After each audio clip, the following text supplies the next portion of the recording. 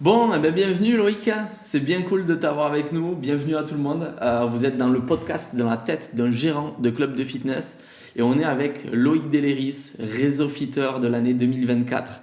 Ça va être un épisode bien riche, bien intense, on va aller creuser chaque sujet. J'ai envie qu'au bout d'une heure, en tant que gérant, vous ressentiez une puissance en termes de réflexion, de maturité, d'expérience que vous allez pouvoir dupliquer, mettre en place dans vos clubs. On va aller chercher des déclics. Moi, j'y vais un petit peu comme quelqu'un qui rentre dans une mine d'or et je vais aller choper les 3-4 pépites qu'il y a au fond et toute l'expérience de Loïc. J'ai envie d'en sortir vraiment 3-4 trucs que on se dit waouh, putain, j'y avais pas pensé et on va aller chercher ça ensemble.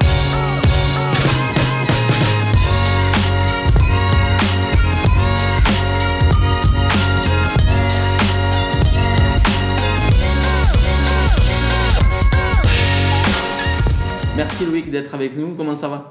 Salut Fabien, bonjour à tous. Merci pour l'invitation et puis c'est un réel plaisir pour moi d'être avec toi aujourd'hui et puis d'être avec les auditeurs ou je sais pas comment on dit. Bon, Loïc il est hyper à l'aise en parole donc ça va être... Non, ça va, ça devrait aller. Je sais pas si je vais dire des choses intéressantes mais en tout cas ça devrait bien se passer. Si. Ça va être que de l'enseignement, que de la réflexion. On va être nous-mêmes et je pense que t'as beaucoup à apporter au réseau et aussi à tous les gérants qui vont nous écouter sur ce podcast. Ouais, ce qui est bien, c'est qu'en plus j'ai été un peu absent ces derniers temps, on en parlera. Et donc là, ce qui est cool, c'est que ceux qui me connaissent pas vont peut-être apprendre à me connaître aussi, donc ça va être cool. Enfin, en tout cas, moi, je suis ravi d'être là et en plus, ils le voient pas, mais il fait super beau, c'est très bien, c'est top.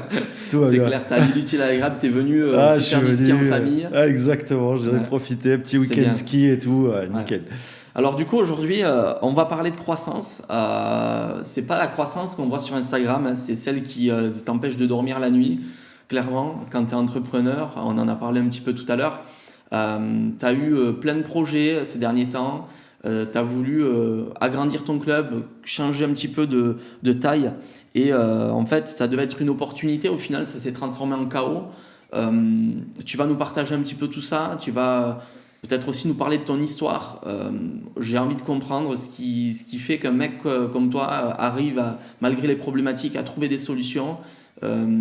Et voilà, ça va être vraiment quelque chose d'intéressant d'aller creuser sur tous ces points-là. Tu as été élu aussi réseau fitter de l'année 2024 dans le réseau. Ça veut dire beaucoup pour nous. Ça veut dire que tu fais partie de ces gérants qui sont complètement alignés avec cette idée de partager. Et j'ai envie de comprendre aussi pourquoi tu as cette dynamique, cette envie de partager des réflexions. Voilà, il y a tous ces points-là. Alors du coup, première question, tu viens d'où toi Loïc?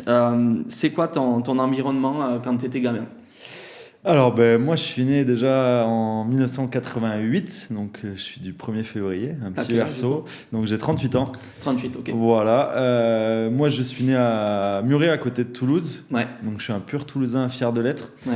Et ça fait très très très longtemps que je suis à Bordeaux, parce que mon père était fonctionnaire d'État dans l'armée et donc était muté à Bordeaux. Et voilà, donc moi je suis issu d'une famille très modeste. Un père fonctionnaire, une maman qui était assistante maternelle à domicile.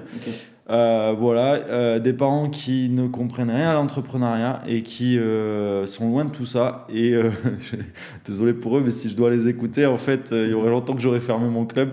Mais en gros, ils sont pas du tout dans cette dynamique. J'ai pas grandi dans cette dynamique-là. Okay. Mais voilà, dans une famille aimante et tout aussi simple qu'elle peut l'être. Voilà. T'as des frères et sœurs? Non, je suis fils unique. Et, voilà. Et après, donc moi, j'ai eu un parcours quand même sportif assez étoffé et je suis parti très tôt de chez moi puisque j'étais dans le basket et voilà, j'ai fait tout ce qui était centre de formation jusqu'à l'équipe de France aussi. Voilà, donc un parcours sportif voilà, assez étoffé, ce qui m'a construit en tant qu'athlète et en tant qu'homme aussi surtout. Voilà, donc beaucoup de choses se sont passées pendant ma jeunesse autour du sport. Et après, derrière, tout simplement pour faire, on va dire, un raccourci. Donc, moi, j'ai entamé des études sportives en STAPS. Donc j'ai fait la fac à Tarbes, justement, juste à côté, pendant que je jouais aussi au basket à côté. Et derrière, donc, j'ai fait une licence STAPS et je suis revenu à Bordeaux faire un master. J'ai beaucoup de brevets d'État, j'ai passé beaucoup de diplômes, on va dire, dans le milieu du sport. Et à la base, je voulais être moniteur de sport à l'armée, mais j'avais pas envie de faire les 2 ans de classe à l'armée, tout simplement. Ok. Voilà. Alors, qu'est-ce qui t'a amené à un jour lancer ta structure? C'était quoi le déclic, le déclencheur? Alors en fait, moi j'ai toujours aimé le sport, bien sûr, mais j'ai toujours aimé le côté physique du sport. Voilà, moi j'étais un des premiers joueurs sur le terrain à vouloir aller en muscu, par exemple. Voilà, j'ai toujours aimé ça. Et après, donc, j'ai démarré ma carrière quand j'ai passé mon master sur Bordeaux. J'étais coach indépendant à l'époque, ça s'appelait Fitness First. À Villeneuve-d'Ornon, à côté de Bordeaux. Donc c'était un club premium, grosse structure, qui a été racheté une première fois par LCT et une seconde fois par Basic Fit. Et en fait, ce qui m'a poussé, donc j'ai toujours eu envie d'avoir ma structure, et ce qui m'a poussé en fait à ouvrir ma propre structure, c'est Basic Fit. Justement, c'est que à la base, donc étant en interne, j'ai connu le lancement et le développement des head trainers chez Basic Fit. J'avais monté un super projet avec ma collègue de l'époque, Marlène, et un autre collègue qui lui est toujours chez Basic Fit et gère beaucoup de clubs maintenant en tant qu'indépendant. Et en fait, on avait monté le projet ensemble avec un pote Adoum Mehdi, qui a beaucoup de clubs en Belgique. Et en fait, voilà, moi je me suis pas reconnu là-dedans, dans ce côté low cost. J'ai bossé 3 mois, pour faire un raccourci assez simple mais assez réaliste. J'ai bossé 3 mois quand ça a été racheté par Basic Fit. Enfin 4 mois. Le premier mois, il y avait les travaux en même temps qu'on bossait, donc c'était horrible. Le deuxième mois, j'ai arrêté de bosser le soir parce que c'était horrible. Le troisième mois, j'ai arrêté de bosser le midi parce que c'était horrible. Et en fait, voilà, j'ai bifurqué et j'ai pris le premier local, là où j'ai grandi, à La Traîne, à côté de Bordeaux. Premier local que j'ai trouvé, j'ai dit, je m'en fous, j'y vais, on fait ça. Et je suis parti, voilà, avec mon ambition, mes envies, quelques clients qui m'ont suivi parce que c'était juste de l'autre côté de la Garonne. Et voilà. Donc du coup, tu as démissionné, tu as décidé de partir. Ouais, j'étais indépendant, donc je suis parti, j'ai monté, dès que j'ai pu ouvrir, je suis parti de là-bas. Voilà, j'ai migré. Et alors du coup, donc tu as loué un bâtiment, c'est ça? Tu as cherché, tu as trouvé un local, comment ça s'est passé en fait je suis allé à la gaufre, hein, comme on dit. Je suis allé chercher mon local. Je l'ai trouvé. Voilà, j'ai dit, je suis coach indépendant. C'est la première fois que je fais ça, mais je veux le faire. Et puis, je suis tombé sur un bailleur qui a accepté tout simplement que je vienne. Donc on est sur Toulouse, local. Sur Bordeaux. Ah oui, sur Bordeaux, pardon. Sur Bordeaux, je suis reparti sur Toulouse par rapport à tes études, c'est ça? C'est ça. C'est là où je suis né, Toulouse. Les études, c'était à côté. Et alors, du coup, ce local, combien de mètres carrés? Alors 120 mètres carrés sur le papier. Donc petit local. Sur papier. Parce que quand on est jeune, on commence à faire les premières erreurs. C'est qu'on signe les bails comme ça, on regarde pas. Voilà, il n'y avait pas 120 mètres carrés, mais bon, c'était un local de 120 mètres carrés. Voilà. Et donc du coup, travaux ensuite, comment ça s'est passé? Travaux, donc j'ai fait les travaux en famille. Voilà, on a tout construit nous-mêmes, enfin tout réaménagé nous-mêmes. À la base, c'était un bar où ils faisaient du théâtre. Enfin, c'était un truc insalubre. Et puis voilà, franchement, dans une zone industrielle, ça paye pas de mine. C'était vraiment, c'est le pire choix qu'on peut faire en tant qu'indépendant. Mais j'étais dans une bonne localité, là où je suis encore actuellement, à La Traîne. J'avais du parking. J'étais sur une route passante. Il y a 22 000 voitures qui passent jour, ou 25 000 peut-être maintenant. Et pas trop visible, mais voilà, je me suis dit c'est pas mal. Et puis dans tous les cas, j'avais besoin de partir de Basic Fit, donc voilà, pour moi c'était un chemin très court. Et moi j'ai tendance à fonctionner comme ça, c'est que si je veux quelque chose, je le fais, et je m'engage à 100%. Le sport de haut niveau aussi, ça t'a aussi amené ça, je pense, la discipline. Exactement, exactement. Et du coup, donc tu lances cette activité, tu fais donc tes travaux en famille, donc moi je me reconnais quand même pas mal parce que tu vois là, on tourne ce podcast au rez-de-chaussée, c'était mon premier club aussi. Il faisait comme le tien à peu près en termes de taille, il faisait 150 mètres carrés. Et j'ai fait des travaux pendant 3 mois aussi avec toute ma famille. Et donc je suis complètement aligné, mais tu vois, c'est ça. Après, quand on a entre guillemets la compétence mais qu'on a la compétence technique et pas la compétence management ou businessman, en fait, j'étais pas encore au point d'aller chercher des crédits, donc j'ai ouvert sans crédit, j'y suis allé, j'ai mis des sous sur la table, puis donc, j'ai ouvert. Un loyer de combien à ce moment-là, tu t'en souviens ou pas? Oui, bien sûr, parce que j'ai continué à le payer jusqu'à octobre dernier, donc 1 200 € TTC. Ok, parce que du coup, depuis octobre dernier, hop, t'as glissé sur ton nouveau Voilà, local. sur mon nouveau local. On va y venir. Et qui est juste à côté. C'était un agrandissement, mais à côté. Ouais. Voilà. Alors, ce premier club, du coup, là, Loïc, donc toi, tu faisais quand même du coaching, c'est ça, chez Basic Fit? Ouais, coaching et small group aussi. Et small group. Donc, du coup, en fait, qu'est-ce que tu as amené de ton expérience dans ce local? C'est quoi l'ADN aujourd'hui, Hitbox 33 ou même non, à l'époque, au moment où tu l'as ouvert, c'était quoi? Moi, moi, dans mes études, j'ai toujours aimé approfondir. J'ai fini mon master, même la fac de Tarbes m'a appelé pour faire un doctorat, mais j'en avais un peu ma claque des études, mais j'ai toujours aimé, j'ai passé un brevet d'état basket, premier degré, second degré, j'ai passé mon BESAN aussi, j'ai fait plein de choses. Okay. J'ai même été sauveteur sur les plages, sur la côte atlantique et tout. J'ai toujours été un... Je t'imagine bien, sauveteur. Alors, j'avais les cheveux longs, ici, blonds, gominés, Okay. Et j'étais en slip de bain, c'était trop bien. Donc, on a tous l'image. Ah ouais, en fait, l'image avec les cheveux longs, c'est la plus dure à avoir. Il était rouge, le maillot de bain il était rouge et t-shirt jaune. Voilà. Et après, les années d'après, on était bleu. C'était cool. Et pareil, c'est une belle expérience parce que, mine de rien, on rigole de ce métier-là, mais aller sauver des gens, aller sauver la vie des gens, parce que c'était ça, la thématique, faire des massages cardiaques, ça m'a jamais fait peur et j'en ai fait quelques-uns. Ah ouais. Et en fait, tout simplement, ça m'a appris aussi la discipline, même si j'étais déjà quelqu'un d'assez carré personnellement, pas forcément dans mon taf, mais personnellement. Et ça m'a amené... Comment ça, pas dans ton taf? C'est un peu compliqué, on y reviendra. Là, il y a la Bible de l'orga, tu disais tout à l'heure. Ouais, j'ai dit ça serait bien pour moi, ça, justement. Mais après, j'ai même été chef de poste sur un poste civil, adjoint chef, donc ça demande aussi des responsabilités. Et j'ai jamais eu peur d'endosser ces responsabilités. Voilà. Donc, Hitbox 33, tu le lances concrètement, qu'est-ce que tu proposes à tes clients? Alors, en fait, moi, je faisais du coaching personnalisé, du coaching en petits groupes. Et j'ai commencé ma formation, c'était Les Mills Coach à l'époque. Donc avec un membre du réseau qui s'appelle David Hurst, qui m'a appris beaucoup de choses. Donc c'était Les Mills Coach à l'époque quand il était encore chez Planet Fitness et qui s'est transformé après en HBX.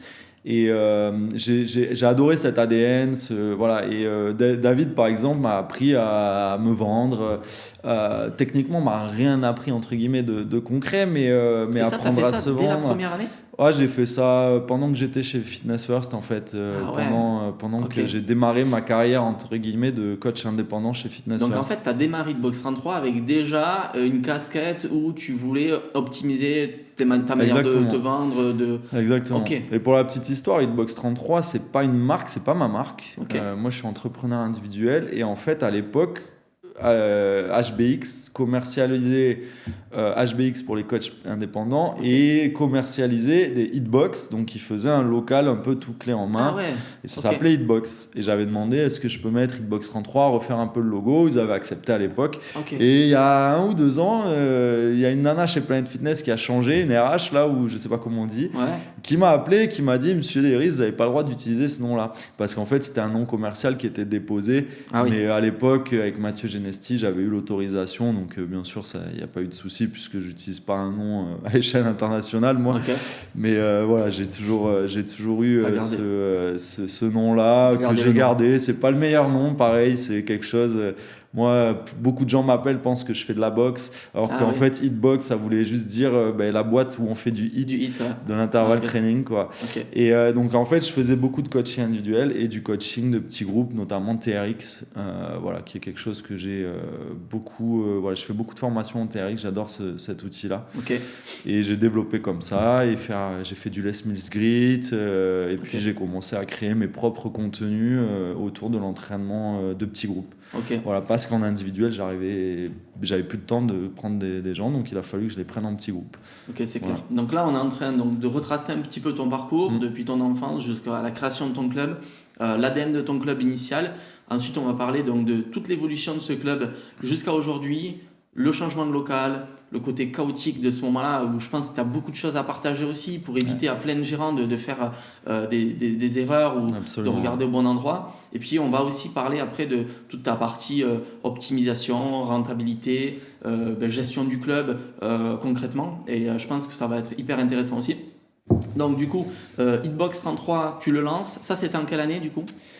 2011, on est quoi là 2011, 2024, ça non fait... pas 2024, c'est 2016, l'année de la naissance de ma fille, oui. Ah pardon. voilà, d'accord. Ah, oui. 2016. Oui, parce que Loïc, Ma papa fille, aussi. ouais, voilà, ma fille est née en septembre 2016, j'ai ouvert mon club en octobre. Waouh. Voilà, Ok. On a fait les travaux pendant qu'elle était toute bébé. Waouh. Voilà. Voilà. Mais ça, c'est l'entrepreneuriat, ça. Ouais, Ça, exactement. Ça, c'est exactement. la passion. Ça, t'as pas... Exactement. Voilà. Ouais. C'est la passion et voilà, moi je suis quelqu'un de très passionné, hyper passionné.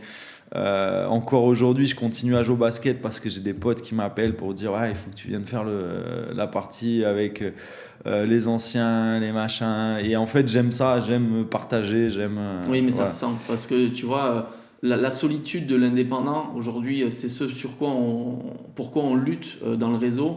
Ça sent que toi, tu es dans le partage, t'es le pur ADN du gars qui, en fait, va se nourrir des uns et des autres, va partager et tu vas grandir comme ça en tribu, en fait. Et tu vois, je pense que c'est aussi pour ça que tu en es là où tu en es aujourd'hui, qu'on t'invite au podcast aussi, parce que tu as cette capacité à te nourrir des autres, de l'expérience des autres, et tu gagnes un temps mais considérable, vraiment quoi. Et franchement, moi j'ai beaucoup d'admiration pour toi, pour tout ce que tu as fait, clairement. Ça a été Réseau Fitter de 2024. Pour nous, ça a beaucoup de valeur, ça veut dire beaucoup.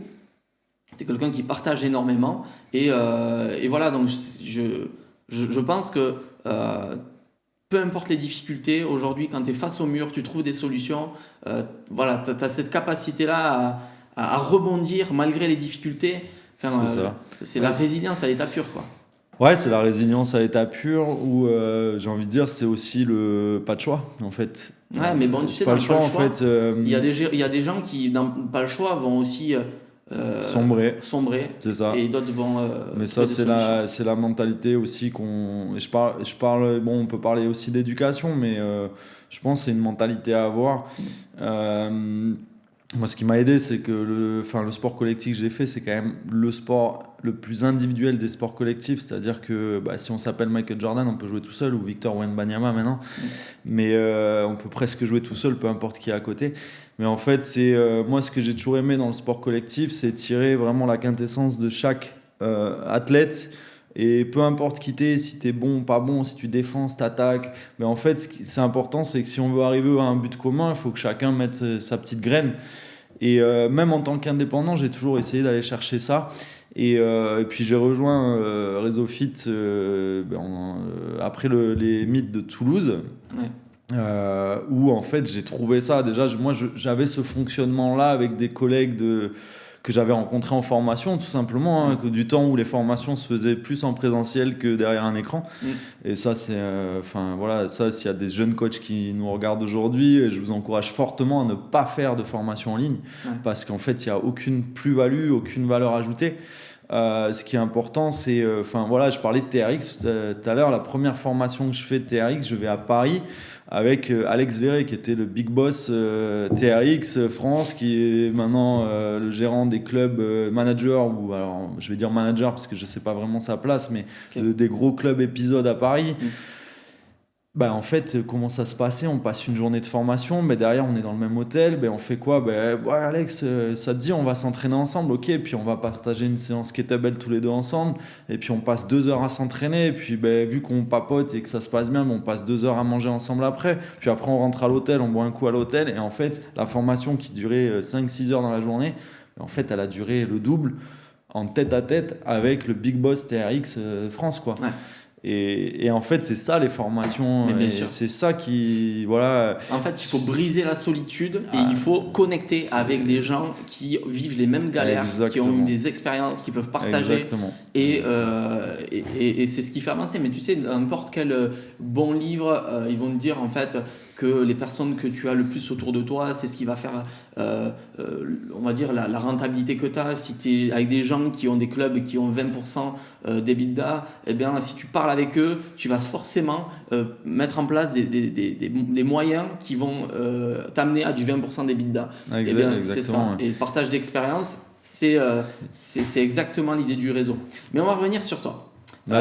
Donc du coup, vas-y, je t'attends. Est-ce que tu peux me dire un peu concrètement l'évolution d'Hitbox? Combien de temps ça a duré entre 2016, c'est ça où tu as lancé? J'ai ouvert en 2016, voilà, ça faisait 5 ans que j'étais coach indépendant. Ok, comment ça a été au début? Quand tu as lancé, ça a été difficile? Comment ça s'est passé? Non, en fait, c'est un peu prétentieux ce que je dis, ça n'a pas été dur parce que je suis arrivé avec une clientèle déjà, une grosse base solide de clientèle qui était juste à côté. Okay.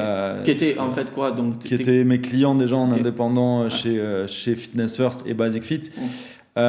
Et ça n'a pas été dur. D'ailleurs, j'ai encore des clients à l'heure actuelle qui sont encore là. J'en ai quelques-uns. Le noyau dur, quoi. Le noyau dur, voilà. Mais en fait, c'est surtout voilà, je suis arrivé. En fait, ça a fonctionné entre guillemets de suite parce que déjà, je suis arrivé avec une clientèle et parce que j'ai cette capacité à entraîner les gens. Ah, tu fédères. Ouais, je fédère et je sais entraîner les gens. Et j'ai pas peur de dire que je suis un compétent dans mon domaine, en fait. Voilà. Mais c'est très bien. Moi, je suis un expert de l'entraînement et de la préparation physique et je ne m'en cache pas, en fait. Okay. Voilà. Et tu faisais donc du coaching et du small group. Et du small group, ouais. Les tarifs qu'ils payent donc ces adhérents quand ils ont démarré, ce noyau dur aujourd'hui, ils payent le même tarif qu'il y a depuis 2016 ou tu as réussi? Non, j'ai fait évoluer mes tarifs. Et tu as embarqué aussi tes anciens? Alors, j'ai toujours fait des offres. VIP un petit peu, mais ils payent un tarif un peu moindre, mais ils ont des remises membres historiques, quoi, en gros. Ouais, c'est ça. Parce qu'ils étaient là au début. Ouais, exactement. Ok, ouais. Mais tu les as fait évoluer au fur et à mesure. Mais je les ai fait évoluer parce que j'avais pas le choix. C'est normal. À un moment donné. Et eux, ils comprennent ça, et c'est des gens qui m'ont beaucoup aidé dans ma carrière et qui m'ont beaucoup aidé aussi, on y reviendra, mais sur toute la partie galère aussi. Voilà, j'ai pas mal de choses à dire sur ce sujet, donc. Du coup, sur cette évolution, est-ce que tu t'es entouré donc, de personnes avec toi au fur et à mesure sur Hitbox, sur le premier club? Non, j'ai toujours été seul et je resterai seul. Alors, pourquoi genre, je vais approfondir un petit peu. Je veux dire, tu n'avais pas de coach, c'est toi qui faisais tous les cours? Alors oui, moi, déjà en tant que gérant, moi j'ai toujours été seul et entre guillemets je le resterai parce que c'est mon ADN. Ah merde, je voulais prendre des parts de Hitbox. On va se fâcher en fait. Le problème c'est que moi je suis je suis bien tout seul en fait. Ouais, voilà, j'aime bien être aux manettes, faire mes propres choix et les assumer derrière si ça marche ou si ça marche pas, quoi. Ouais. Mais non, après j'ai commencé à m'entourer d'une première coach qui était une de mes clientes qui s'est formée. Voilà, première grosse erreur. Pourquoi? Parce que ça a pas matché du tout, parce que quand on a une relation entraîneur-entraîné et que la personne on l'aide à se former, qu'elle arrive et elle pense que tout est cuit, et ben en fait c'est pas comme ça. Donc tu feras autrement aujourd'hui du coup? Oui, je ferai autrement, ouais. Mais en gros voilà, ça s'est déroulé, mais on n'était pas du tout en accord sur l'émission. Et après j'ai commencé à recruter des coachs indépendants en fait pour m'épauler dans. Donc jamais d'employés, que des. Pas en coach, ouais. Ouais. Très bien. Parce qu'en fait je maîtrisais pas ce côté employeur-employé, salaire, tout ça. C'est des choses qui étaient abstraites pour moi en fait. Voilà. Ok, c'est clair. Je dis souvent, les seuls salaires que j'ai eu c'était au basket et c'était quand j'étais sauveteur sur les plages, mais le salaire je le laissais au bar. En fait, je faisais une ardoise au bar et dès que je recevais mon salaire, j'allais payer le bar en bord de plage. Je faisais pas ça pour gagner ma vie. Mais c'est des moments de vie que tu as gardés et ça m'a formé. Ça m'a formé dans plein de choses. Voilà, donc mais voilà, c'est des choses qui sont abstraites pour moi en tant qu'indépendant, issu du terrain. Ce qu'on disait tout à l'heure, voilà, moi je suis quelqu'un du terrain. Voilà, je suis du terrain, je prône l'apprentissage par essai-erreur. Si tu n'essayes pas, tu peux pas savoir si ça marche ou pas. Complètement. Donc voilà, moi je suis dans ce schéma-là et dans ce fonctionnement-là, quoi. Alors c'est quoi ton vrai premier moment de peur en tant que gérant? Ça c'est une question intense. Une vraie peur, tu sais, celle où tu dis putain, j'ai du mal à m'endormir un peu ce soir, quoi. En fait, c'est celle qui s'est déroulée toute l'année 2025. Ok. C'est la seule vraie peur que j'ai eue. Voilà. Ok. Là, ça faisait 9 ans que j'avais mon club. J'ai jamais eu de peur. Voilà. Ça a Ok. toujours marché. Si ça marchait pas, hop, je ramais un peu et puis j'allais chercher des solutions. Ok. Et j'ai toujours réussi. Comment tu les cherches les solutions? Formation. Ok. Voilà, formation déjà, aller chercher des formations, essayer. C'est-à-dire, à un moment donné, s'il y a un cours qui ne marche pas, si ça ne marche pas, on essaye. Pourquoi? Les horaires, pourquoi? Le staff, pourquoi? Ok. Après, si, quand même, j'ai failli l'oublier, mais il y a la période Covid quand même qui a fait peur quand même. Ok. Mais pour moi, ça a été une belle expérience, le Covid. Voilà, on a passé de très bons moments avec ma femme. Parce qu'en fait, on a entraîné des gens tous les jours sur Instagram. On n'était pas du tout influenceurs, je ne suis pas du tout dans cette démarche-là. Et en fait, on a fédéré un groupe autour de ça. Et en fait, ça a été une grosse plus-value en sortie de Covid. Voilà, sauf que j'avais un coach indépendant dont je tairai le nom qui... voilà, donc ça, par exemple, ça, c'est une grosse erreur que j'ai faite et que je ne ferai plus.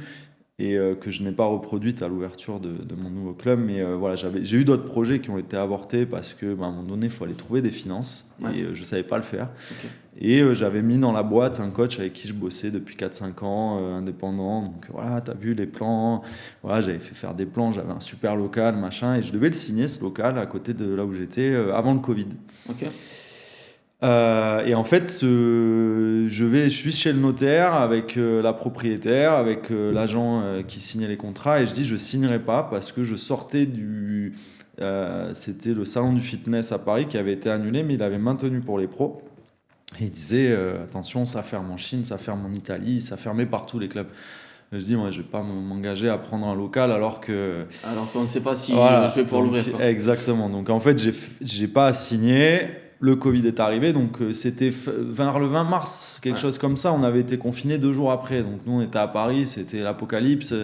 Et on était redescendu de Paris et boum, on avait été confinés le mardi ou le mercredi. Ok. Et donc voilà, on a été fermés à la maison 3 mois. On a fait les vidéos, c'était cool tout l'été. On a fait les vidéos, c'était sympa, il faisait beau. Non, franchement, on a passé un super moment avec ma compagne, même si on avait un peu peur quand même parce qu'on savait pas trop où on allait. Mais quand c'est général, bon, mais t'as pas trop le choix.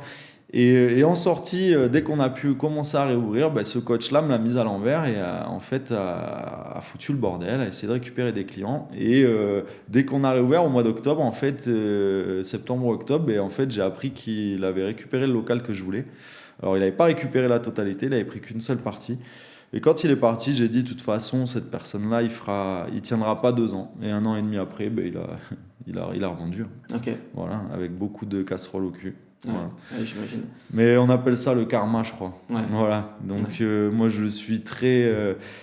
voilà, je sais que le karma fait toujours bien les choses. Ouais, je suis d'accord. Et voilà, donc ce coach-là, il était très bien, très performant.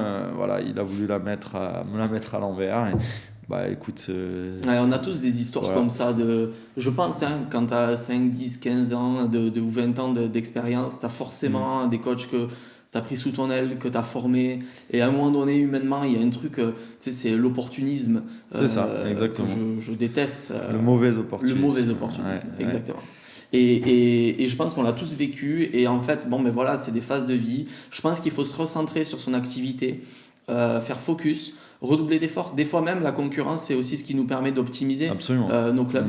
Même les franchises, en vrai, ça nous permet de se remettre en question. Exactement. Parce qu'ils ont des beaux clubs, ils sont bien placés, etc. Donc, qu'est-ce que nous, on doit faire pour se différencier? L'accompagnement, l'expérience client, le côté humain. Exactement. Vraiment, quoi. C'est-à-dire que nos adhérents, on les connaît vraiment bien, on a de l'affect pour eux, c'est sincère. Voilà. Et donc, voilà, se recentrer, grâce à la concurrence. Donc au final, allez, on garde ça sur du positif et puis on avance. Exactement, et le gros positif de ça, et ça je le dis pour les gens qui sont dans le même cas que moi, c'est que quand ces coachs-là s'en vont, ben en fait ça met un coup de balai sur la mauvaise clientèle. Et ça, mais ça c'est du pain béni en fait. Voilà, donc moi je suis comme ça, ok, t'es parti, très bien, t'as amené des gens avec toi, c'est très bien, parce que c'est des gens qui ont ton tempérament, voilà, et c'est pas mes clients. Ouais, je suis d'accord, Voilà. j'ai cette lecture. Et t'es papa, t'es entrepreneur, ça a changé quoi dans ta vie? Bah tout, en fait, être papa, c'est on centralise, on centralise nos besoins autour d'une seule et même personne. Enfin, moi, j'ai qu'une fille, donc c'est elle c'est ses besoins avant tout. Et même si j'ai un métier, moi, je travaille beaucoup, ma femme aussi, on travaille ensemble sur deux tafs un peu opposés. Mais oui, parce que donc ta femme, elle gère la partie cuisine-restauration voilà, dans ton club, sur des produits de top qualité pour ses adhérents. Exactement, donc on travaille ensemble, même si on ne fait pas la même chose. Ouais. Donc notre fille pâtit un peu de tout ça, c'est-à-dire qu'elle passe du temps au club et tout, mais ça la forme.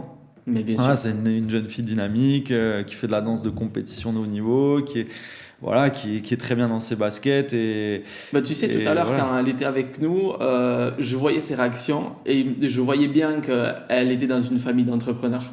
Parce qu'elle réagissait comme une entrepreneuse. Mais c'est incroyable. Exactement. Tu sais, moi, j'ai grandi dans le magasin de mon père depuis tout le temps. Et j'étais assis sur les magazines et j'écoutais, je voyais ce qui se passait, etc. Donc, je suis né dans une famille d'entrepreneurs. C'est un petit business de proximité, mais je sais que ça m'a beaucoup aidé. Et je pense qu'aujourd'hui, ta fille, elle se nourrit de tout ça. Bien sûr, elle en avance sur plein de choses, plein de sujets. Que ça soit sportif ou même au niveau intellectuel, parce qu'en fait elle nous voit réfléchir au quotidien, donc voilà, c'est une fille qui est très réfléchie, mais en tout cas voilà, c'est le centre de ma vie maintenant et ça le restera quoi. Voilà, comme on dit, jusqu'à la fin de mes jours, entre guillemets. Non mais c'est sûr. Ouais, mais ça fait partie des choses qui changent un homme à tout jamais, on va dire. Ouais. Même Loïc Deléris qui est solide sur ses appuis, qui sait ce qu'il veut, mais forcément. Non, ça c'est la corde sensible, c'est enfin pour rien au monde je ferai un truc qui va en pâtir sur ma fille, même si dernièrement ça a été compliqué, c'est resté ma priorité, notre priorité à ma femme et moi, et voilà. Et ben justement, venons-y sur ce moment un peu chaotique. Tu as décidé à un moment donné donc de te lancer sur une aventure d'agrandissement, de changement de local. Exactement, en fait tout simplement ça faisait 9 ans que mon club était ouvert, donc bail 369, donc quelque chose que j'ai appris à découvrir aussi, donc je voulais partir au bout de 3 ans, j'ai pas réussi parce que j'ai pas trouvé les finances. J'ai voulu partir au bout de 6 ans, j'ai pas réussi parce que j'ai pas trouvé les finances. Et j'avais un club qui marchait bien, je recrutais des coachs. Pourquoi tu voulais partir ? Agrandir, ouais. Je voulais agrandir, ouais. Pour avoir plus de capacité d'accueil. La problématique, c'est qu'au bout de 3 ans, j'étais pas prêt. Au bout de 6 ans, il y avait le Covid en plein milieu, donc ça a été compliqué. Après, il a fallu se reconstruire et arrive ce fameux, des 9 ans, ce fameux step. Ouais. Et là, je trouve un local super en 2024. C'est quoi la taille de ce local ? 350 mètres carrés. Ok. Voilà, qui est juste à côté de là où je suis actuellement, enfin là où j'étais avant dans mon ancien local. Donc tu triples en fait la superficie. Je triple la superficie sur un local plus récent avec un parking fermé, sécurisé, enfin un truc, c'était une ancienne un club de piscine. Ok. Et donc il y avait les bassins encore ou pas ? Ouais. T'as dû fermer les bassins ? On a dû couper les bassins, ouais. Okay. Donc là, comment ça se passe ? Là, je suis un peu plus ancré dans l'entrepreneuriat de par ma venue dans le réseau Fit, parce que Réseau Fit, je fais un peu de pub, mais c'est pas bien, mais si, c'est très bien. Tu peux y aller en vrai. En fait, moi, je suis allé chercher Réseau Fit, c'est Elodie Châteaurenon qui m'a invité. d'Apifit, ouais, exactement. Donc c'est une fille avec qui on a partagé diverses formations, avec qui on est toujours en contact, pas au quotidien, mais au quotidien en tant que gérant, quoi. Où dès on a des soucis, dès qu'on a des questions, on s'écrit. On est plusieurs comme ça, comme j'ai toujours fait. Et d'ailleurs, c'est tous ceux qui sont toujours là aujourd'hui, quoi. Et ceux qui ont voulu partager, ils sont toujours là, en fait. Mais exactement. Et ceux qui n'ont jamais voulu partager ou qui ont juste pris et jamais donné, bah, ils sont plus là. Exactement. Et dans le réseau, c'est exactement pareil. C'est la même chose. Ouais, moi, je suis entièrement d'accord. Tu sais, on se réunit autour de gérants qui ont envie d'apprendre, qui sont capables de se remettre en question, parce que ça, c'est super important. Et au final, c'est même assez rare. C'est pour ça qu'aujourd'hui, nous, on sélectionne les gérants qui intègrent le réseau. On veut que des gérants qui soient prêts vraiment à se dire « Ok, je vais chercher le 1 ou 2% pour optimiser et pas le « Oh, mais ça, je connais déjà, ça fait 10 ans que je l'ai mis en place, mais attends, tu as tellement de choses encore à optimiser. » Et tu crois que l'expérience d'un Loïc qui a passé toutes ces galères, etc., ne va pas à un moment donné te dire « Ah putain, j'y avais pas pensé, je duplique. » C'est pas possible à un moment donné. Donc pardon, je t'ai coupé. Non, vas-y, t'inquiète. Donc tu parlais d'Elodie qui t'avait qui m'avait invité au réseau FitMeet de Toulouse. Alors ça date de 2023, je pense, quelque chose comme ça. Donc moi, je partage avec des gérants. Super, tout se passe bien. En plus, la coquine, elle avait gagné le tirage Maxi Fitlo. Elle avait gagné. Donc super moment, vraiment super ambiance. Et donc moi direct j'avais adhéré au réseau et puis voilà, sur ma lancée 2024, beaucoup de partages, beaucoup de rencontres dans le réseau. Alors je vais pas les citer parce que il y en a plein. Voilà, plein de gens avec qui on travaille au quotidien. C'est la force d'un réseau. Voilà, force d'un réseau et puis beaucoup de partages et puis on teste, on essaye et puis on se nourrit les uns les autres. Et puis moi j'étais dans cette dynamique en plus de vouloir agrandir mon club. Donc, donc là, je trouve mon local, super. Et là, je fais appel pour tout ce qui est travaux d'aménagement, je fais appel à la société du mari d'une amie à moi, autour d'un repas entre potes. On discute, machin, mais tu vas agrandir, mais tu sais que moi, c'est mon taf. En fait, c'est moi qui construis tous les Basic Fit en Europe, en France. C'est moi qui fais c'est ma boîte qui fait tous les Eiko, là, les salades bar Eiko, enfin plein de grosses machines comme ça. Je dis ok, ben vas-y feu. Donc il vient, on fait les plans, machin, nanana. Et puis là, il me sort un budget. Putain, c'est trop. Bon, c'est trop haut, je retourne mon cerveau et je me dis, j'avais fait appel à une société, pareil, que je nommerai pas pour des raisons judiciaires. Okay. Mais si vous voulez le nom, vous m'appelez.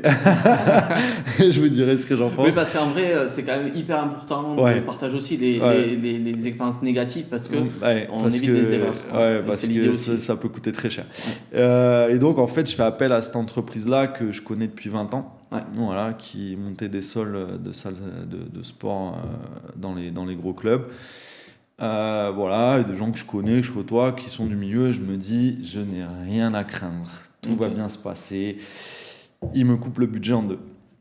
Et là, boum, je fais un crédit, ça passe, le crédit passe, ok, super, mon club, machin. L'idée, c'était 2024, fin 2024, début des travaux en novembre, on ouvre en février, le jour de mon anniversaire. Putain, c'est génial.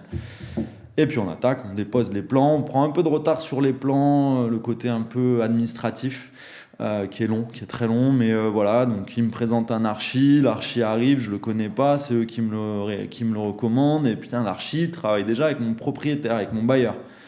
Putain, super, ok, 100% confiance, on y va, on fonce. Et puis voilà, les travaux démarrent, au début c'était de la démolition. Donc, démolition. Rien de technique. Rien de technique. Voilà, ça démolit. C'est un peu long, mais ça démolit. Bon.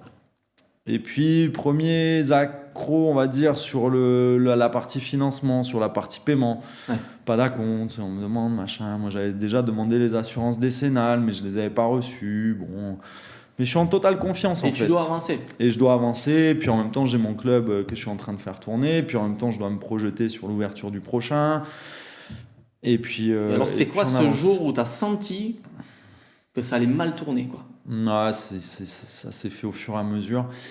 Et c'est surtout ma femme qui m'a ouvert les yeux, en fait. Mais elle a mis du temps. Parce que moi, j'ai une femme qui est issue d'un milieu très pauvre, puisqu'elle est issue de l'île de Madagascar. Elle a grandi là-bas. Malgré qu'elle était dans une famille plutôt aisée à Madagascar, pour y avoir été, voilà, on relativise aussi quand on visite des pays comme ça. On se dit qu'on a beaucoup de chance, quoi. Donc elle a cette présence d'esprit, elle est en capacité de savoir lire les personnes. Là où moi, tout est beau, tout est rose, je suis dans le monde des bisounours. Voilà, ça c'est moi. Mais elle, c'est tout l'inverse. En fait, tout le monde est pas bon, en fait. Et elle a une carapace, et une fois qu'on l'ouvre, ça va, mais elle a une carapace et elle se protège beaucoup. Mais parce qu'en fait, elle sait comment ça se passe dans la vie, dans la vraie vie, quoi. Celle où tu galères, où tu as besoin d'aller chercher à manger tous les jours, quoi. Et en fait, voilà, des petits accros au début. Voilà, je me vois encore aller. Moi, je suis à la caisse d'épargne, aller à la maison mère de la caisse d'épargne la veille de Noël, en train de taper du poing sur la table, de m'engueuler avec l'hôtesse d'accueil, de faire descendre la sécurité qui appelle les gendarmes parce que je voulais qu'on me file le pognon pour que je paye ces putains de gars-là, quoi. Voilà. Et ça, je l'ai fait parce qu'en fait, j'étais sous pression. Parce que les mecs me disaient, ben, si tu payes pas, on arrête de travailler. Et ça a commencé comme ça. Et puis après, les travaux, dès que les aménagements ont commencé, ben voilà, il y a un mec qui s'est fait virer. Puis rien n'était clair, tout était bon. Voilà, le chantier était dégueulasse. Vraiment, c'était voilà. Mais j'avais jamais fait ça. Ouais. J'ai jamais fait de chantier, moi. Donc Les premiers, c'est toi qui les avais fait. voilà, c'est moi qui les avais Avec la fait. famille. Donc voilà. Enfin, je savais pas si c'était normal ou anormal. Et donc ta femme, elle te dit à un moment donné, là, ça va pas. Elle me dit non, là, on va droit dans le mur, là, ça va pas. Et puis les échéances se retardaient. Et en fait, moi, j'avais fait un choix.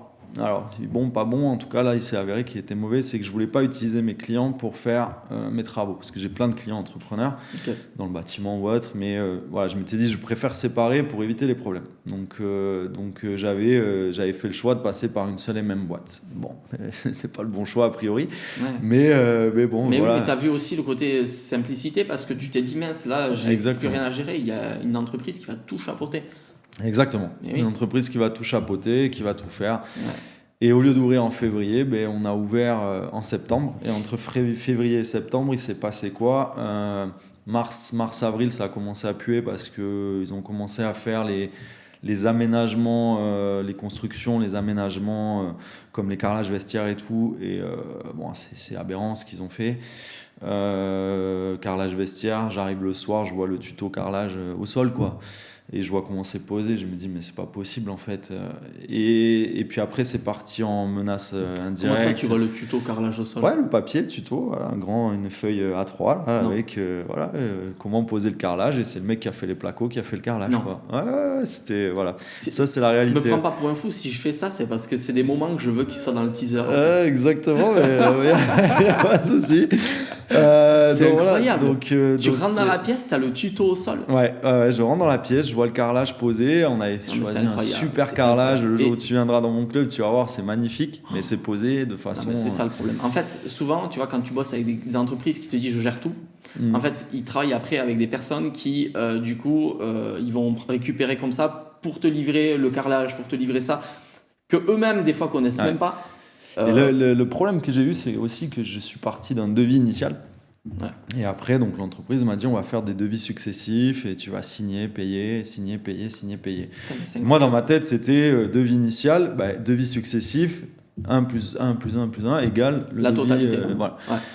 Et sauf qu'à un moment donné, vers le mois de mars-avril, je vois que le budget, on est déjà à ric-rac et je vois qu'il reste plein de choses à payer. Ouais. Et là, ils me remettent un budget, il y avait 60 000 € d'écart hors taxe. Ouais. Je dis, par rapport au budget initial. Ouais. Je dis, mais les gars, moi, je peux pas, en fait.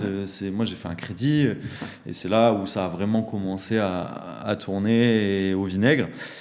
Mais j'avais l'envie d'ouvrir, j'avais besoin d'ouvrir. Je savais que j'avais libéré mon local en fin de bail en avant. Je savais que fin septembre, je libérais mon local dans lequel j'étais. Et il fallait que j'ouvre. Et là, je me retrouve confronté à des gens qui m'empêchent d'ouvrir, me changent les clés du local. Donc au mois de mars, avril, au mois d'avril, tchac, un soir, j'arrive, boum, putain, je peux pas rentrer dans mon local. Putain, voilà, les clés ont été changées. J'appelle la gendarmerie, ils me disent c'est un litige entre vous et l'entreprise, on peut rien faire. Donc je fais constat d'huissier et compagnie. Et il a fallu que je m'entoure d'un avocat spécialisé pour faire le travail, tout simplement. Et là, on est en procès qui démarre dans très peu de temps. Qu'est-ce que ça t'a coûté mentalement, tout ça ? Ça m'a coûté beaucoup de choses. Ça a été très compliqué avec ma femme parce qu'elle elle voulait que j'ouvre les yeux et puis moi j'étais buté et j'avais qu'une seule envie, c'était d'ouvrir. Mais au final, on est encore là et on est plus fort que jamais. Ça m'a coûté mentalement, je ne pourrais pas dire combien de nuits blanches j'ai passé, mais un paquet. Combien d'engueulades, un paquet. Ma fille aussi a eu des difficultés scolaires en début d'année parce qu'elle n'avait pas passé un été comme il fallait. Et en fait, ce qui s'est passé, c'est qu'une fois qu'on a réussi à se libérer de cette entreprise par voie judiciaire, on a fini les travaux en 1 mois et demi avec les clients. Voilà. Okay. On a tout fait. Vous avez tout fini. On a fini les sols, on s'est débrouillé. Ouais. Et la problématique, c'est que j'ai ouvert. Alors, ce qui est top, c'est que j'ai fini les travaux à 2h du mat le 1er septembre et on a ouvert à 7h le 1er septembre et tout était fini. Quoi. Oh, putain, c'est cool. Voilà. Et on a réussi à tout finir, malgré quelques déboires, parce qu'on en a encore. Hein. Mais il fallait ouvrir parce que financièrement, c'était.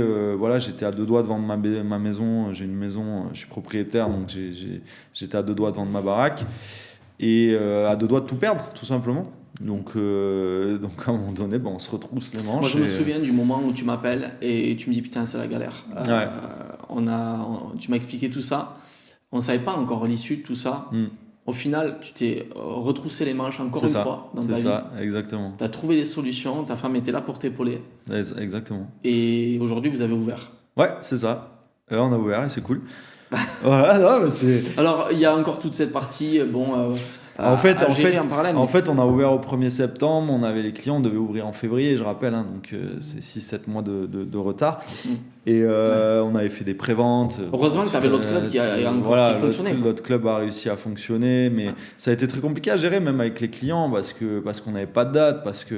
En fait, la première fois, là, quand je racontais que j'avais un coach qui m'avait doublé sur un local, là, j'avais appris de mon expérience, donc j'avais dit à personne que j'allais ouvrir. Okay. Voilà. Et à un moment donné, j'ai fait une soirée où j'avais fait une cagnotte participative pour avoir un peu plus de budget d'apport à la banque. Donc ça avait fonctionné et tout. Et l'idée, c'était juste de montrer à la banque que, regardez, j'ai mes clients me suivent et ils sont en accord avec mon projet. Et voilà. Donc c'était un petit apport supplémentaire qui servait au financement bancaire derrière. Okay. Et donc en fait, j'étais dans une super dynamique. Et là, tout d'un coup, une seule et même entreprise me fout les pieds dans le sac, quoi. Donc ce que je retiens dans ton expérience, c'est quand on veut lancer une activité, un club, par ton expérience, c'est faire attention à travailler peut-être avec des entreprises en qui on peut faire confiance, mais surtout ne pas faire une confiance aveugle. Ouais, par exemple, il s'avère, ça je peux le dire, mais que 98% du chantier n'est pas assuré. Voilà, c'est ça. Donc vérifier s'il y a une décennale. Demain mon club prend feu. Ouais. Voilà. Ouais. Moi, avant que je sois remboursé, mon propriétaire, avant qu'on soit remboursé, il va se passer beaucoup de temps. Voilà. Pourquoi ? Parce qu'en fait, j'ai pas reçu les assurances décennales, je les ai pas demandées suffisamment, j'ai pas insisté et tout, et quand je les ai reçus, j'ai pas assez regardé parce que je connais rien en fait. Ouais. Mais en gros, voilà, si le premier. Qu'est-ce que tu ferais différemment, voilà. Là maintenant, je demande des travaux. Je veux un dossier complet de comment ça va se passer, quelles entreprises. C'est pareil, j'ai vu des entreprises de tous bords arriver sur le chantier. Je ne sais pas qui c'est, je ne sais pas ce qu'ils ont fait. Ouais. Tu me connais, les gens me connaissent pas, mais je n'ai rien contre les étrangers, au contraire, parce que ma femme est malgache en plus. Mais j'ai 2 Moldaves qui sont arrivés, qui m'ont fait des placos et tout. Je ne sais pas d'où ils viennent. J'ai 2 Marocains qui sont arrivés, ils parlaient pas un pet de français, ils sont venus, ils ont fait des trucs. En fait, je savais pas qui c'était, d'où ils venaient. Pareil, j'ai des entreprises françaises aussi qui sont arrivées, qui ont fait des trucs, je sais pas qui c'est, d'où ils viennent. Il n'y avait pas de contrat de sous-traitance, il n'y avait pas tout ça en fait. Donc en fait, bétonner le dossier, bétonner l'avant travaux, c'est hyper important. Ouais. Comme on bétonne un dossier bancaire, et ne pas faire confiance, même si une entreprise a 20 ans d'expérience ou... j'ai toujours regardé, je suis toujours tombé sur des émissions à la télé avec des gens qui se faisaient avoir par des mecs. Je me disais, mais comment on peut être aussi con ? Comment on peut se faire avoir comme ça ? Et en fait, ça n'arrive pas qu'aux autres, en fait. Voilà. Et quand on a en face de nous des gens qui sont prêts à tout, voilà, qui sont prêts à menacer, qui sont prêts à essayer de rentrer sur le chantier après avoir été virés du chantier. Ils ont peur de rien en fait, voilà. Et eux, ils connaissent. Voilà. Là où nous, on connaît pas la loi, on connaît pas. Voilà. Ouais. Maintenant, je sais comment fonctionne un avocat, je sais combien coûte un avocat. Ça t'a coûté cher, mais tu sais. Voilà. En fait, j'ai ouvert, c'est simple, hein, j'ai ouvert avec un trou de presque 40 000 euros dans mes comptes. Voilà. Okay. Voilà, et donc, il faut remonter tout ça. Bon, donc là, on n'est pas sorti de ça, mais là, on a un club maintenant qui tourne. Tout à l'heure, on parlait de l'arrivée dans Réseau Fit, le Réseau Fitter d'Or 2024. Voilà, positif. J'ai appris plein de choses. J'ai appris à travailler comme un gérant et pas comme un coach, c'est-à-dire à driver des chiffres, à essayer de driver du personnel. Et donc ça m'a aidé, et ça m'a permis aussi de me sortir de ça. Et là, on a ouvert depuis septembre et ça marche très bien. Super. Et voilà, on va parler de ce modèle éco, du small group, tout ça. Je me permets, et du coup, déjà, je te remercie pour le partage de toute cette passe là, parce que tu aurais pu le garder pour toi, mais là, tu as décidé de partager. Et pour moi, c'est important. Et puis, comme je dis, ça n'arrive pas qu'aux autres. Et je souhaite ça à personne. Voilà, moi, j'ai passé des moments de galère. Et grâce à ma femme déjà, mais surtout grâce à mes connaissances dans le milieu, je parle par exemple Matrix, qui est une grosse marque, mais vu que Denis, qui me connaît depuis des années, ils m'ont fait des facilités de paiement, Planet Fitness m'a fait des facilités de paiement, enfin toutes les entreprises que j'ai dû payer m'ont aidé aussi à me sortir de ça, comme vous, Réseau Fit aussi. Et en fait, c'est grâce à mon expertise, entre guillemets, depuis des années et ma réputation, ça m'a permis aussi de pouvoir souffler, de pouvoir me sortir de ça, quoi. Et de pouvoir prendre un avocat, et voilà. Mais bon, après, ça a été une année 2025 catastrophique. Juste avant de venir ici en week-end, mon comptable marié, j'ai réussi à sortir un chiffre positif, je sais pas comment, mais on a réussi. C'est bien. Sur le bilan. Okay. Donc, vous faites déjà le bilan 2025 là? Ouais, moi je suis sur une année civile, donc 31-12. Ouais. Okay. Donc j'ai réussi apparemment à faire même des bénéfices. Bon, c'est bien, c'est bien, c'est chouette. Voilà, avec double loyer. Tu vois, malgré toutes les galères, donc c'est exactement. parce que tu as bien réfléchi et tu as trouvé les solutions. Après, on a ouvert le 1er septembre, octobre, novembre, décembre, on a très bien travaillé. Ouais, ok. On a un club qui ressemble à ce qu'on voulait, c'est pas parfait, mais rien ne sera parfait. Et puis ça n'existe pas, la perfection. Voilà, on a réussi enfin à sortir de ça, et là, petit à petit, on commence à reprendre la vie normale, quoi. Voilà. Alors, je fais une petite pause, 20 secondes, parce que vous êtes 63% à suivre nos podcasts, mais à ne pas être encore abonné. Et pourtant, je trouve ça dommage, parce que c'est le seul moyen pour vous d'être certain de suivre les prochains podcasts et d'avoir la vidéo qui revient directement dans votre algorithme. Et pour nous, c'est le seul signal qu'on ait pour savoir si notre travail il est apprécié. Donc, si vous pouvez prendre juste une petite seconde pour vous abonner et mettre un petit commentaire sous la vidéo, nous partager votre ressenti, ce serait superbe. Et si vous gérez un club de fitness, que vous êtes seul dans les parties décisionnelles, dans les réflexions, et que vous engagez du coup votre business, vous et votre famille dans vos choix, mais que vous prenez ces choix malheureusement encore seul et que vous êtes donc isolé dans vos réflexions, n'hésitez pas, cliquez sur le lien en dessous de la vidéo, ça va vous renvoyer vers une page où je vais vous présenter le réseau, ses forces et ses faiblesses. Et ça vous permettra de voir si vous êtes aligné. Et si c'est le cas, vous pourrez poser votre candidature pour pouvoir intégrer à la nouvelle vague d'ici quelques mois, puisque les portes du réseau sont actuellement fermées. Alors je reviens sur toi, Loïc. Du coup, on va rentrer maintenant sur le business économique donc de ta boîte. Pourquoi le small group plutôt qu'un modèle classique? Alors j'ai compris que du coup il y avait un petit peu ton historique, tu as fait ça dès le démarrage, mais aujourd'hui, du coup, tu as ouvert un nouveau club, mais tu as préservé ce modèle-là. Qu'est-ce qui te plaît et pourquoi tu veux continuer sur du small group et du coaching? C'est marrant, je vais reprendre la phrase que l'entreprise en question donne à mon avocat, par exemple. C'est-à-dire, moi, je veux faire un club premium high-tech, mais avec le budget d'un club associatif. C'est des phrases vraiment d'attaque. Bon, bref. Mais en gros, voilà, moi, j'ai pas la manne financière d'un gros groupe. Ouais. Mais comme voilà, beaucoup d'entre nous. comme beaucoup d'entre nous. Mais par contre, voilà, j'ai envie de faire de la qualité. Ok. Faire du premium. Moi qui suis quand même assez ouvert sur ce qui se passe autour de moi, des On Air Fitness, nous, ça pousse comme des champignons à Bordeaux. Ouais. C'est des salles, waouh, elles sont belles. Ouais. Moi-même, je m'y suis entraîné, c'est beau, mais il se passe rien, quoi. Voilà, il y a plus de caméras et de trépieds que de gens qui s'entraînent. En 3 mois, j'ai dû m'embrouiller 4 fois parce que je prenais des haltères et que les mecs étaient en train de se filmer. Bon, voilà, moi, je voulais juste m'entraîner. Et en fait, justement, moi, je n'aime pas ça. Ouais. Et moi, je veux que les gens, quand ils viennent, ils se sentent vraiment bien. Voilà, qu'on les appelle par leur prénom, qu'on sache un peu qui ils sont, voilà, qu'ils se sentent bien quand ils viennent dans mon club. Ok. Et donc voilà, je vise plutôt un club premium. Ouais. Et donc on fait du coaching individuel. Ouais.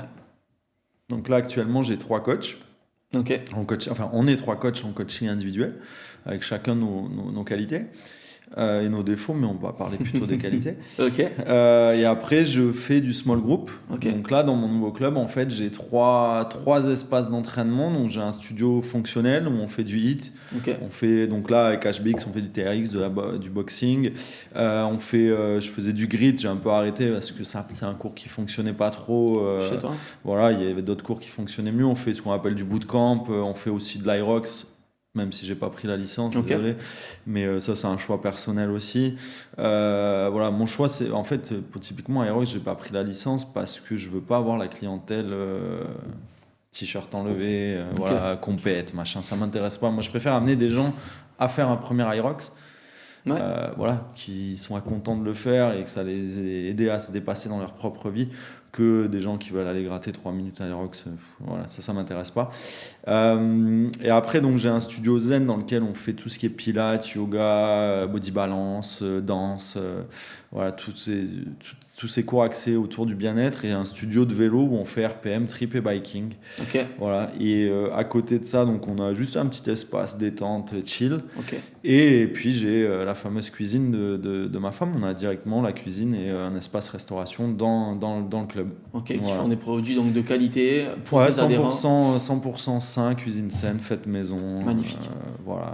Trop aligné. Et donc super. les gens, ils viennent, ils commandent, ils s'entraînent, ils mangent après sur place à emporter. Combien ils payent tes adhérents pour avoir accès à ton club? À mon club, alors on a donc en coaching individuel, en gros, on va être entre 30 à 60 euros la séance. En fonction si c'est 30 minutes ou 1 heure? En 30 minutes, 1 heure, une ou plusieurs fois par semaine. Voilà, on a un tarif dégressif en nombre de séances semaine. Après, en groupe... Tu les vends en carnet, ces coachings ou pas? Non, on vend à la semaine. En abonnement? Ouais, en fait, vu que c'est en indépendant, c'est plus en paiement, soit à la séance, soit... Ok, ça c'est pour... tu disais en indépendant, c'est-à-dire que c'est les coachs qui facturent? Ouais, exactement, les coachs qui facturent. Ils te reversent un loyer moi-même, voilà, après moi, ils me reversent un loyer tous les mois. Après, derrière, on a donc ça, c'est vraiment la partie individuelle. Donc chacun gère sa facturation et vous êtes mis un peu d'accord pour avoir des prix à peu près qui se ressemblent, quoi. Enfin, on va dire si ça comme ça. On peut pas imposer, mais du moins vous avez une logique tarifaire. On a une logique tarifaire qui est identique, une façon de procéder qui est identique. Voilà. Après, derrière, moi sur mon club, donc on a sur la partie small group. Donc moi, j'ai pas d'accès libre, faut bien comprendre, j'ai pas de machine. On a un pack de démarrage actuellement à 149 €, qui comprend tout le suivi, bilan avec InBody, pour le démarrage, livret d'accueil, accès aux partenaires, vraiment le parti démarrage, et toutes les 8 semaines on fait un bilan. Donc ça, tu le factures dans le pack de démarrage ou dans les formules? Dans le pack de démarrage. Même les bilans toutes les 8 semaines? Exactement. Et après, derrière, on a deux choix, on va dire, soit des abonnements. Donc les abonnements, on a fait le choix de faire des abonnements 2 fois semaine, 3 fois semaine et illimité. Ok, très bien. Donc 3 fois semaine et illimité qui donne accès à tous les studios, et le 2 fois semaine qui donne accès qu'à un seul studio. Ah ok, je vois. Donc ils choisissent 2 fois semaine. Ça permet pour passer aux 3 fois. Ouais, je comprends. Voilà. C'est clair. Donc là, on va être à 69, 89 et 119 € en prélèvement toutes les 4 semaines. 69 2 fois, 89 3 fois, illimité 119. Exactement. Ok. En prélèvement toutes les 4 semaines, engagement de 12 mois, sans engagement, plus 10 € par prélèvement. Ok. Voilà, donc on est dans la tranche haute sur Bordeaux. Ouais. Voilà, sans parler des nouveaux gros studios qui arrivent, mais c'est comme le Pilate Reformer, ça facture à gogo et tout, mais on en reparle dans 2 ans, quoi. Ouais. Voilà. Après, il y a des vagues et moi je trouve que c'est quand même intéressant d'aller surfer certaines vagues, même si Bien tu sûr. glisses d'une vague à l'autre. Ça peut être. Mais ils ont des tarifs exorbitants, mais voilà, comme je dis, on en reparle dans 2 ans. Parce qu'à Ouais, mais un en moment donné, attendant, faut si pas pendant être les trop, 2 prochaines années, ils arrivent à vendre à des tarifs très bons, etc., bon, pourquoi pas surfer? Ouais. Non, après, nous, on a tout. Enfin, il faut qu'on fasse ça aussi. Voilà, moi, si je pouvais mettre du reformer maintenant, je le ferais. Ouais, au moins pour les 2 Problématique, c'est prochaines que années. j'ai pas le budget de le faire de suite, mais c'est Ok. quelque chose qui est possible. Ouais. Et après, donc, on a ces abonnements-là, ou alors on a des packs de séances, parce que moi, là où je suis, c'est une ville avec une catégorie socio-professionnelle plus. Beaucoup de gens travaillent sur Paris, à l'étranger, ou des choses comme ça. Donc, des fois, on a des packs de séances de 10, de 20 ou de 30 séances aussi. Voilà. Ok, c'est clair. Est-ce que tu pourrais me partager ta plus grosse erreur que les clubs peuvent faire sur du small group? La plus grosse erreur que les clubs peuvent faire Selon sur toi. le small group, selon moi. Toi qui en fais depuis des années. Waouh, c'est facturer trop bas. Ok, super. Ouais, J'adore. Combien t'as de personnes dans tes cours en small group? Max 12 à 14. 12 à 14, ok. Ouais. Ok. 12 à 14 et voilà, donc on est en abonnement. Avant, j'étais que sur des packs, mais c'est pas rentable. Ok. C'était plus cher, mais c'est pas rentable. C'est mon pote et membre du réseau Moses qui m'a Qui t'a dit de faire des packs? poussé putain, il est pour me dire mais passe en abo. Et à un moment donné, j'ai dit bon, ok, je vais t'écouter Moses. Moses, qu'on aura du coup un podcast. Exactement. D'ailleurs, on va manger avec lui après. Exactement. Donc avec qui on a partagé beaucoup de basket, entre autres. Ouais. Voilà, on a joué ensemble. Yes. Et avec qui on n'a pas du tout la même vision du milieu du fitness, mais avec qui on partage beaucoup. Et moi, voilà, Moses, on s'entend très très bien, on partage beaucoup. Voilà, et vous apprendrez à le découvrir comme vous êtes en train de me découvrir à moi, quoi. Complètement. Voilà. Alors du coup, on va faire un petit point sur le fait que tu étais réseau fitter de l'année 2024. Ouais. Pourquoi toi, selon toi? Qu'est-ce qui a fait que tu as eu cet honneur-là d'être le numéro 1 symboliquement dans le réseau en 2024? À l'unanimité. Je dis ça parce que j'ai passé la journée, la soirée surtout, où tout le monde me disait bon, ça sert à rien, de toute façon c'est toi ça. En fait, ce qui s'est passé, c'était une dynamique exceptionnelle. Non, ce qui s'est passé, c'est, mis à part le titre, c'est le partage en fait. C'est que moi j'étais dans une dynamique d'ouverture de club, dynamique de progrès, dynamique d'avancée, et j'avais besoin d'avancer. Ouais. Et en fait, j'ai donné tout ce que je pouvais donner, j'ai pris tout ce que je pouvais prendre et je continuais. Voilà, en 2025, ceux qui ont intégré le réseau ne me connaissent pas parce que je n'ai assisté à rien, j'étais plus là en fait, parce que j'avais d'autres priorités. Et des priorités, comme on a dit tout à l'heure, hein, qui devaient absolument prendre le dessus. Mais en gros, c'est ce côté partage, ce côté travailler ensemble. Voilà, et depuis septembre-octobre, j'ai repris ma place un petit peu au sein du réseau en prenant ce que j'ai à prendre et en donnant ce que j'ai à donner. Voilà, mais en fait, ça a été une récompense. Une fierté personnelle surtout, de se dire enfin, en tant qu'indépendant, j'ai l'impression qu'on reconnaît ce que je fais. Qu'on reconnaît ce que je fais, quoi. C'est pas la mise en avant parce que c'est pas quelque chose moi sur lequel je suis. C'est pas quelque chose qui m'attire d'être mis en avant comme ça. C'est pas je cherche pas ça. Je suis pas égocentrique à ce point-là. Je le suis, mais pas à ce point-là, quoi. Mais voilà, de ce côté reconnaissance par mes tiers entre guillemets, c'est hyper intéressant. Et puis c'est la dynamique en fait, ce partage-là. Moi, j'étais super content de le faire. C'était à Bordeaux en plus, c'était à la maison. Enfin voilà, je me rappelle de cette soirée au Mythe. Déjà, on avait passé des moments d'échange extraordinaires. On avait fait des séances, on a rigolé. Enfin, et puis dans ce bar-là, on avait passé une super soirée avec. Et puis moi, c'est cette histoire partage quoi, avec ma fille qui dansait au milieu de tout le monde, là, et puis le réseau Fitter d'or, c'était juste la cerise quoi. Ouais, c'était la cerise sur le gâteau. C'était et puis. Je dis pas que je m'y attendais, mais quand tout le monde te dit c'était unanime et en fait en fait c'est le trophée pour tout le monde. C'est-à-dire, je pense que c'est une année où le réseau aussi a grandi parce qu'on était beaucoup à être dans cette démarche-là. Je suis d'accord. Voilà, complètement d'accord. D'avancer, voilà, de critiquer aussi, de dire mais là ça va pas. Tout à fait. Mais en fait, c'est comme ça qu'on avance. Mais complètement. Et ce qu'il faut, moi, ce que j'ai retenu, est-ce que c'est c'est cool, il y a un trophée au bout. Là, pour l'instant, on le garde dans les Loïc.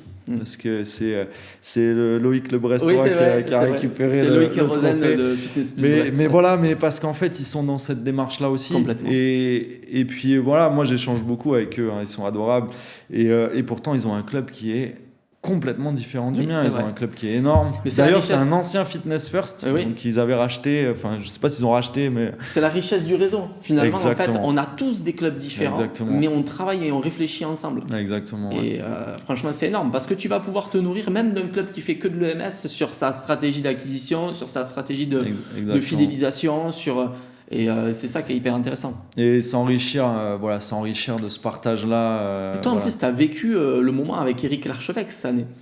Et cette année, j'ai fait le meet. Avec le pass accélération.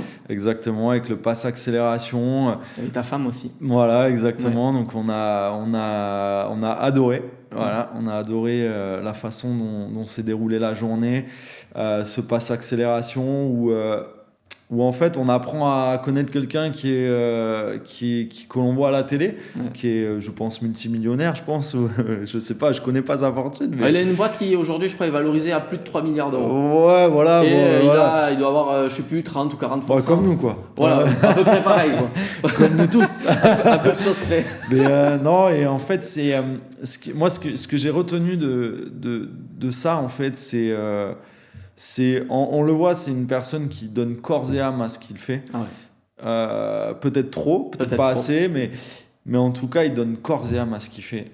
Et je pense que quand on est dans cette démarche-là, on ne peut que être récompensé à un moment donné. Que ça soit sur le secteur de l'entreprise, que ça soit financier, si on cherche à être riche, que ça soit sur le secteur familial, que ça soit sur le secteur...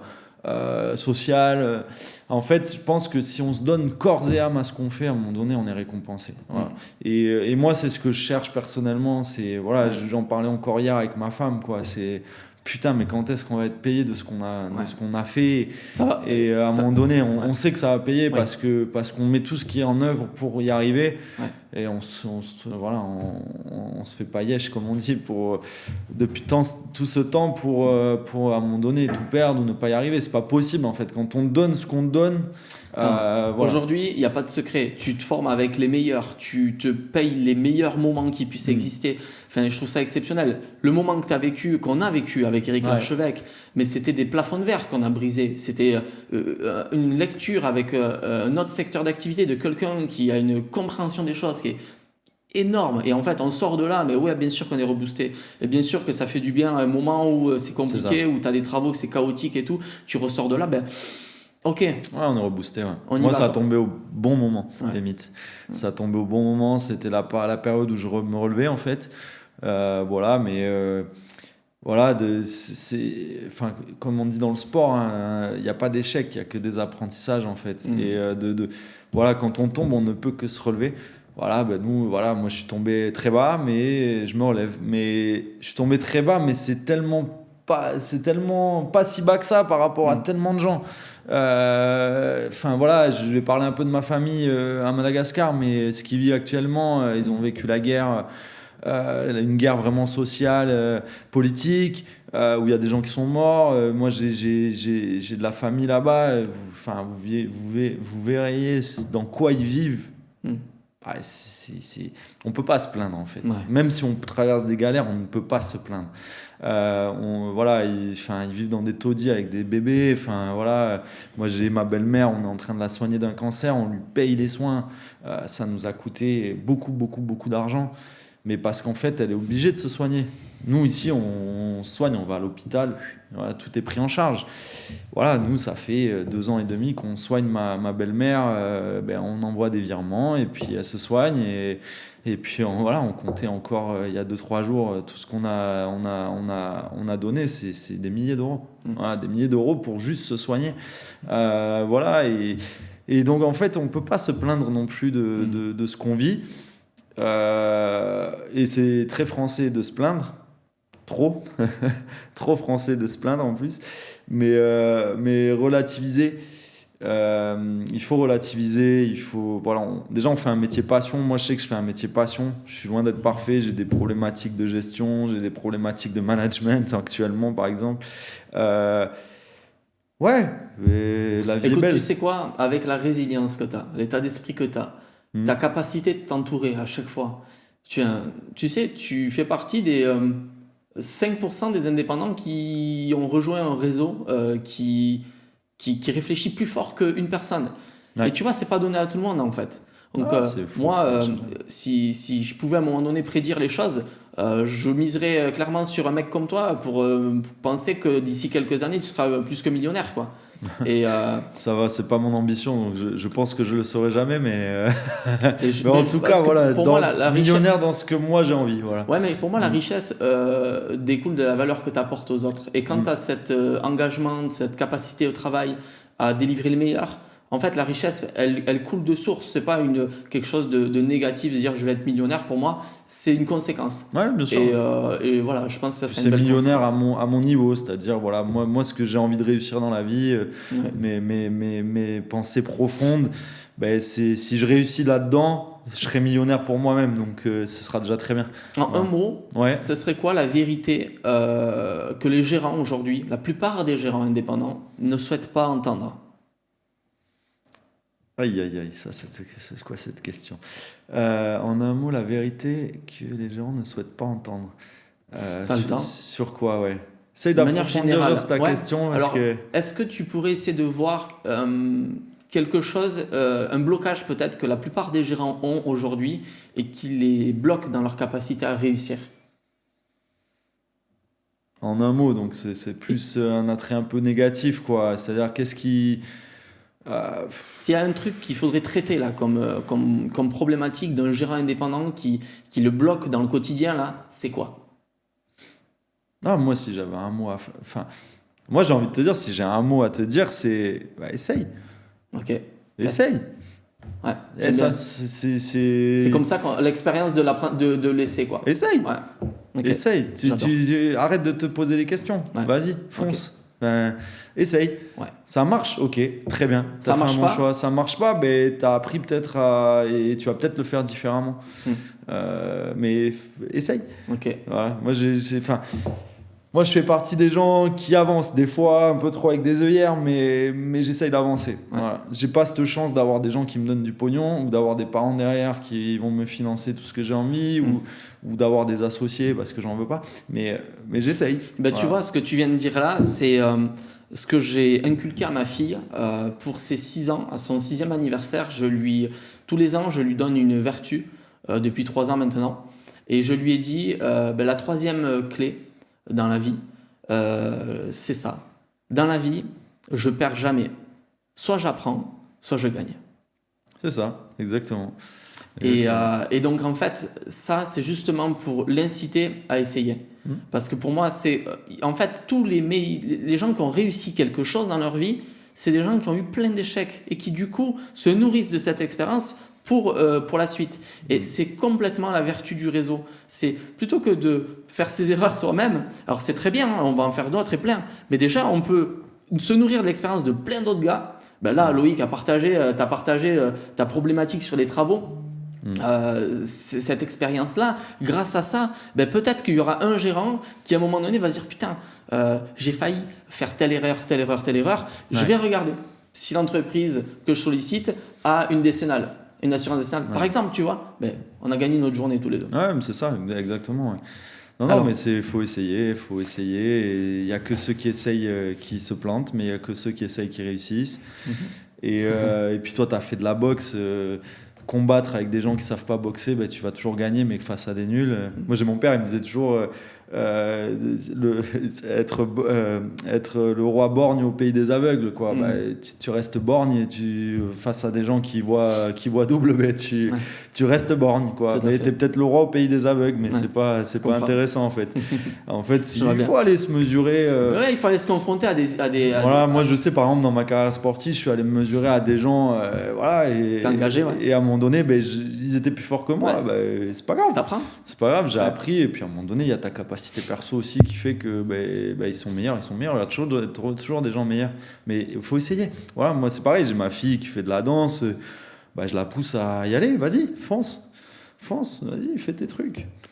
Après, si tu n'auras pas de regrets dans tous les cas dans la vie, si tu essayes, tu n'auras pas de regrets. Si tu essayes pas, tu auras des regrets. Tu viens de me prendre ma dernière question. Si tu devais donner une seule phrase à un gérant qui doit passer à un niveau supérieur dans sa vie d'entrepreneur, ce serait quoi? Bon, j'ai bien compris que là, tu parles de vas-y, fonce, teste et t'apprendras comme ça et c'est pas une erreur. Ce serait ça ce que tu voudrais faire passer? Ouais, c'est d'oser aussi, oser y aller, quoi. Ouais, Ok. faut oser y aller aussi. C'est des fois à tort, mais il y a que ceux qui osent qui avancent, en fait. Voilà, après, c'est aussi simple. Pour moi, c'est aussi simple que ça. Qu'est-ce qu'on Après, peut te souhaiter pour les 5-10 prochaines années? juste d'être en bonne santé, d'être heureux, c'est tout. Voilà, moi je suis quelqu'un de très terre à terre, je suis heureux dans ma vie et je veux que ça le reste en fait. Trop bien. Et voilà, moi je n'ai pas d'ambition plus démesurée que ça. Parfait. Voilà. Tu as un certain niveau de maturité qui t'amène aujourd'hui à avoir cette vision-là, cette lecture-là. Moi je veux kiffer autant ma vie que j'aime mon métier, voilà. Bien sûr. Je veux juste kiffer en fait. C'est super. Voilà. Et mes problématiques que j'ai pu avoir, ou là par exemple je sais que moi j'ai des gros travail à faire sur le côté management, de vraiment serrer le vis avec les gens avec qui je travaille, toutes ces choses-là, ça fait partie ça fait partie des choses sur lesquelles je dois travailler, sur lesquelles je travaille actuellement. Et justement, je me nourris Tu parlais d'organisation, de management. D'organisation, de management, et je me nourris du réseau. Là, j'ai fait un petit tour sur l'élaboration du planning cette semaine, pour me remettre un peu dedans. Et puis, je vais revoir un peu quelques visios ou quelques podcasts dans la tête d'un gérant de club. Pour justement, mettre un peu d'énergie du gasoil dans le moteur. Parce que ça, par contre, c'est une autre phase sur laquelle moi j'ai fait cette erreur-là, c'est serrer le vis d'entrée. Et récemment, j'ai enfin compris pourquoi. Moi, je travaille avec des gros chefs d'entreprise, des gens qui ont des millions aussi. Des gens qui ont des boîtes qui tournent bien, et je me suis toujours fait la réflexion, mais pourquoi ces gens-là ont l'air toujours aussi cons en fait. Mais j'ai enfin compris pourquoi.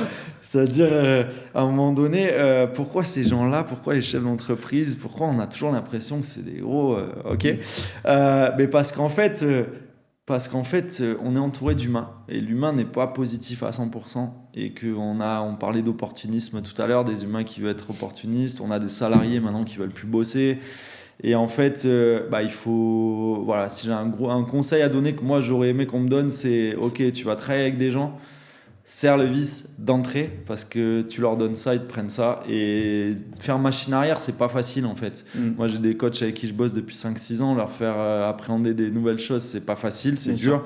J'avais une salariée avec qui on s'est séparés depuis 5 ans, où ça s'est pas très bien fini, parce que je lui ai laissé trop de liberté, et qu'à un moment donné, le patron, presque on savait plus qui c'était, alors que tout le monde sait qui c'est, mais...